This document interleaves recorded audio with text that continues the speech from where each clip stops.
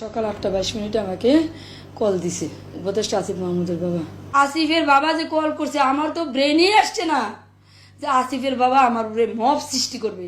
আমি তোমার ম্যাডাম, আমি তোমার মার মতো কুসন্তান হতে পারে, ঘুমাতে হয় না কখনো, তারপরে তোমার জন্য আমার আশীর্বাদ, আমি আব্দুল্লাহ আশীর্বাদ করি। আসিফ এই কান্না আর আর্তনাদ এক শিক্ষকের।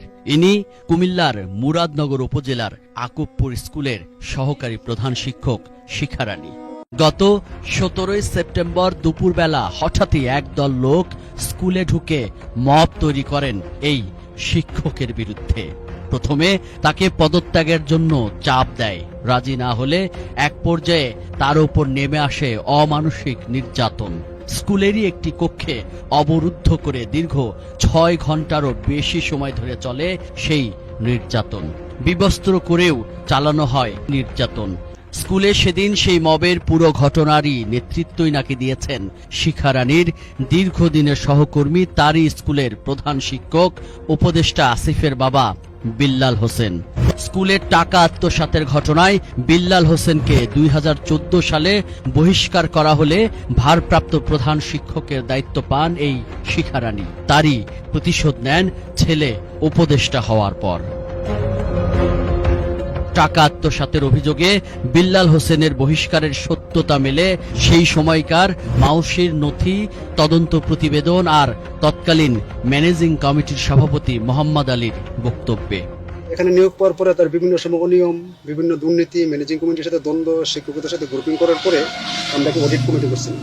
করার পরে ওই সময় তাকে সাসপেন্ড করা হয়েছে, সাময়িক বরখাস্ত। 2009 সাল থেকে তাকে সাময়িক বরখাস্ত করা হয়। করার পরে আবার সে তার ভুল স্বীকার করে যে অনিয়মগুলো ছিল, অনিয়মগুলো সে পরিপূর্ণ করার পরে সেটাকে আমরা পুনরায় আবার নিয়োগ দিই। সেই সময় অর্থ আত্মসাতের বিরুদ্ধে ব্যবস্থা নেয়াটাই যেন এখন এসে কাল হয়ে দাঁড়িয়েছে এই মোহাম্মদ আলীর জীবনে।